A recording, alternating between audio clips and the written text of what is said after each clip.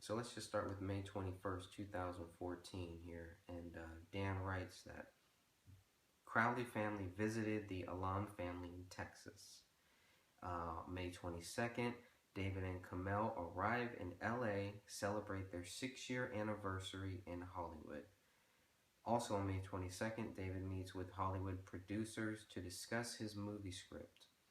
May 23rd, David posts on Twitter that he has agreed to his first Hollywood deal.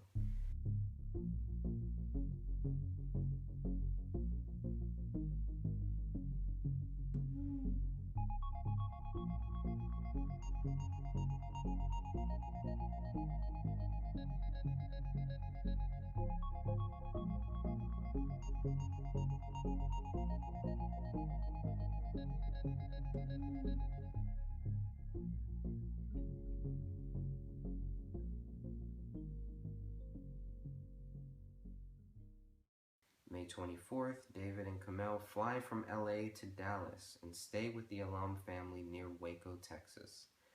May 25th, Crowley family flies back to Minneapolis from Dallas. June 28th, David Crowley departs Minneapolis on a flight to Los Angeles, dinner in West Hollywood. June 29th, David Crowley has a meeting to discuss options negotiations for the Gray State script. Sometime in July, KOMEL and Sidra's mom is told that she has cancer. Also in July of 2014, no specific date, it says David and KOMEL stopped talking and responding to the Alam family. Didn't answer calls, didn't respond to text messages. David didn't get the contract with Hollywood. He wasn't interested in giving them full rights. He came back home and was very down. In August of 2014, KOMEL opposed her mom's decision to use chemotherapy. September 5th, David Crowley's garage sale for his bullet exchange equipment. Also in September, Mr. Alam was sure to ask Sidra every day if she had heard anything from KOMEL. Now, also in September, Alam family would reach out to KOMEL all the time by sending her pics of Nyla, etc., the mom, but to no avail. David comments on the Gray State Facebook page that he wants to reinvigorate the film process by building a trustworthy team.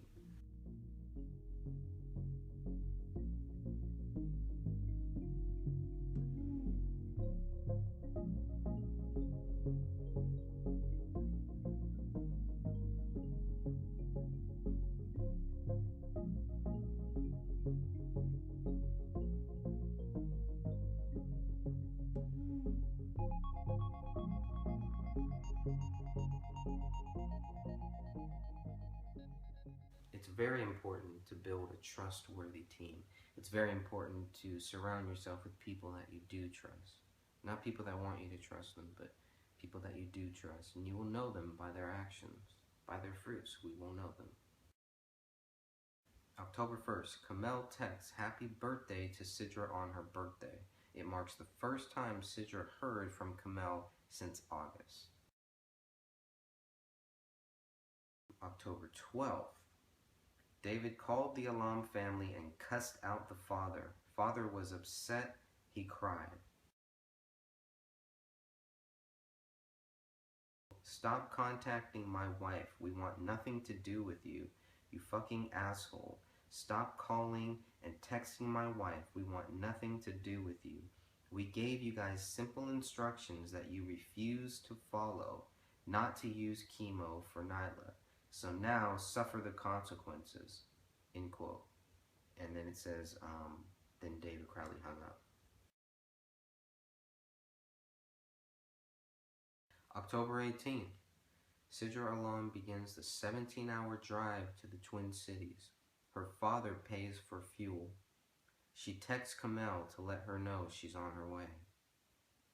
October 19th, Sidra arrives into the Twin Cities, stops at a mall parking lot in Bloomington, and repeatedly texts and calls Kamel. No one responds. October 19th still, Sidra drives to Apple Valley and pulls into the Apple Valley Police Department, asks for advice on a situation. She wanted to go to the Crowley home, but if she wasn't welcome, wanted the police to be prepared to receive a call from David for a trespasser. Sidra arrives at the Crowley home in Apple Valley around 1 p.m., October 19th still, but is turned away at the door by David. He doesn't allow her to see Kamel and is rude towards Sidra. Sidra says she loves David, Kamel, and her niece and doesn't know what she did to deserve this. If there was something, she could apologize and wants to fix it. She went on to say, "If you want nothing to do with me or my dad, that's fine, but don't abandon my mother who calls only for Kamel and her granddaughter." David Crowley agrees to let Sidra drive the Acura back to Texas, but says, "Come back in an hour as I have to clean it up." Sidra goes to a gas station parking lot and waits 1 hour, heads back to the Crowley home. Sidra gets in the Acura and prepares to drive home, but she feels something isn't right and thinks David may have done something to the vehicle. Sidra pulls over and calls the Apple Valley police. She requests a K-9 unit visit her and check out the vehicle. They turn her down on the basis, "We can't just take your word." Sidra calls her father crying. He suggests she get a motel for the night and leave in the morning. Sidra finds a photo of Kamel, Nyla, Sidra with the following note written by Kamel on the back: "I always have and always will love you and Mom." Okay, so November 9th is Nyla's birthday. That is Sidra and Kamel's mom. And no communication at all from Kamel. Now, Kamel's birthday, November 22nd, Sidra texted her. And Sidra saw that Kamel read it, but nothing else came back. December 9th, David Crowley makes the following post on his Facebook wall.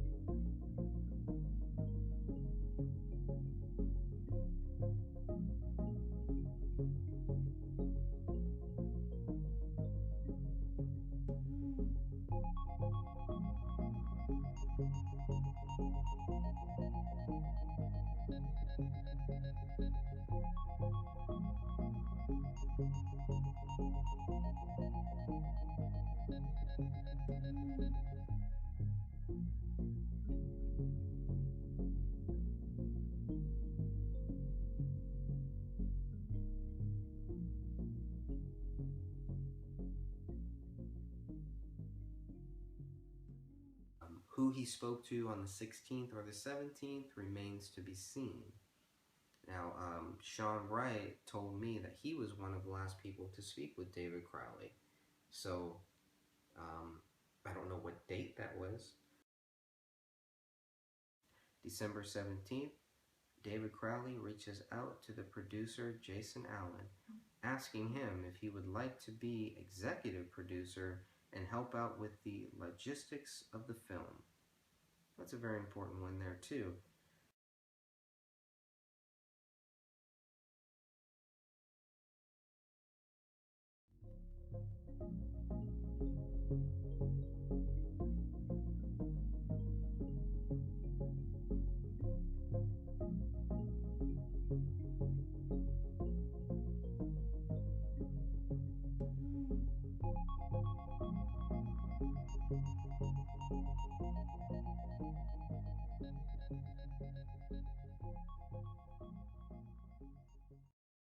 So David Crowley was writing for 3 different things on Facebook, it seems. He was writing for Gray State, he was writing for Gray State The Rise, and he was also writing on his personal wall.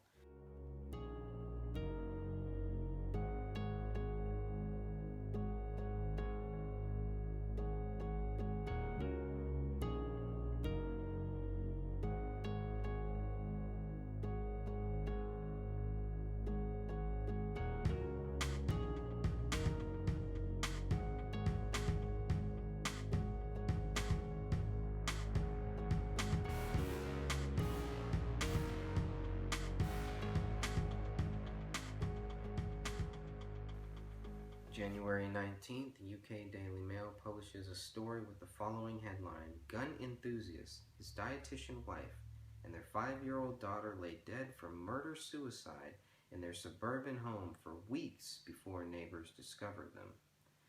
So by the 18th, by the 19th, they're calling this a double murder-suicide. Of course, not really giving us any facts or any evidence or anything, but they're just going with that. So that always goes back to the thing that has been stated over and over again. What did they find? What did police find within those first day or two to really convince them that this was a double murder-suicide? And then the second question is, when will they tell the public what they found?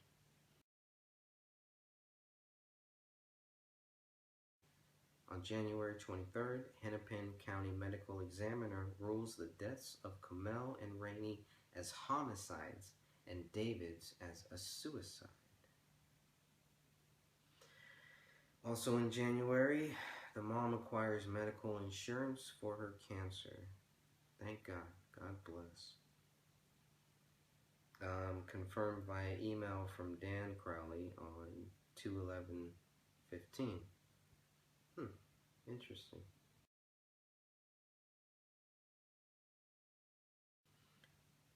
February, the Alam family will pick up both cars. Both were in KOMEL'S name, including the car David used. Okay, and February 15th, the GoFundMe page is removed by Dan Crowley. It raised roughly $8,000. Alright, so let's go through this with Mason NORSK HEST. This is a post that he made to the group, Justice for David Crowley and Family, and then he took it down. And another member, Tom Conway, had a screenshot of it, and he put that screenshot up, and we all began to comment on it. And even Mason commented on it later on, too.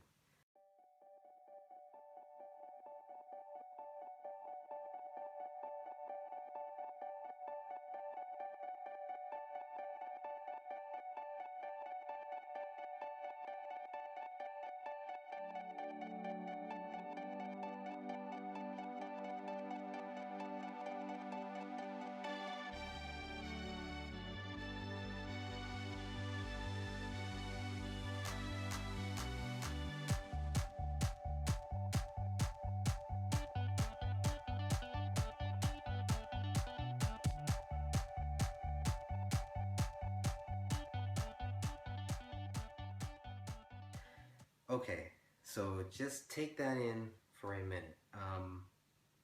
He lets us know at least 2 or 3 times that David is guilty. Mason NORSK HEST is saying David is guilty. 100%. 100% certain. No doubt. How do you say that the whole thing is terrible, but it's poetic? You know, how do you say, and this is what he says, no details need to be shared. There was no force. They all went together. It's terrible, but poetic. How do you say that? What's so poetic about it? There's nothing poetic about killing a 5-year-old child. There's nothing poetic about killing the love of your life, about killing your wife, your soulmate, your partner, or even about killing yourself. There's nothing poetic in that. It's all evil. It's all evil. That's it.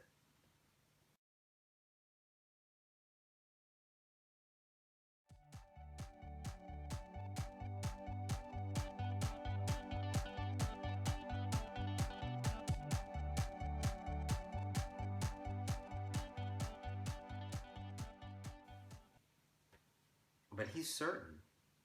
He's certain that David did this. The whole thing is, it's terrible. It's terrible. It's terrible. Oh, my friend, this guy killed his wife and killed his kid, but hey, we're still gonna put his movie out there.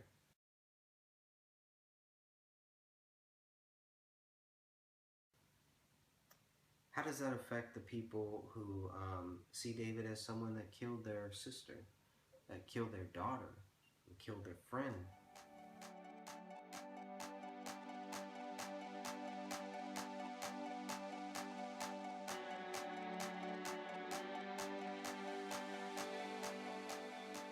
I mean, it's cool to post something on a group, but then the problem is, then you gotta back it up. That's why you have so many comments on your post, because you couldn't back it up.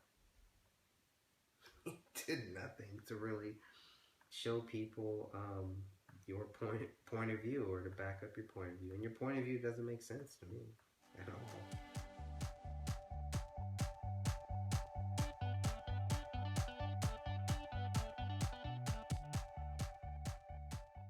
No, it can't be joint if David used the gun. By David using the gun doesn't make it joint. You're now going to say that not only did David kill his daughter, but Kamel Crowley killed her daughter too. And that's pretty much what you guys are saying now. At least two of you. Unless you want to take it back. You could take it back. I'd be happy if you took it back right now. The simplest thing is, if you're gonna put this information out there, even if it's through a third-party person, you got to make some type of a statement, or some type of public statement, some way to prove that you are who you say you are. And that's not because we distrust you, or because we're trying to discredit you, or we're trying to attack you, or anything like that. It just all goes with truth, with finding out what really happened. Part of that is not having a witness behind a curtain, because you don't know who that person is. And if you're going to accuse somebody of these things, if you're going to accuse David Crowley of saying this and not letting you see your sister, then at some point, of course, more evidence to that is going to have to come out. And I think many people would, at this point, would just be happy with a statement, just to let us know that this person is who they say they are. Because we've had other people come and say certain things, and then they got caught in lies. So just so we can bypass all of the, is this person who she says she is, it's better to get that out there now. It's better to put that out in public now, so then we can move on and really get to the heart of the matter of what this person is saying. It's hard to do that when, again, I'm just supposed to just trust that this person is who they are.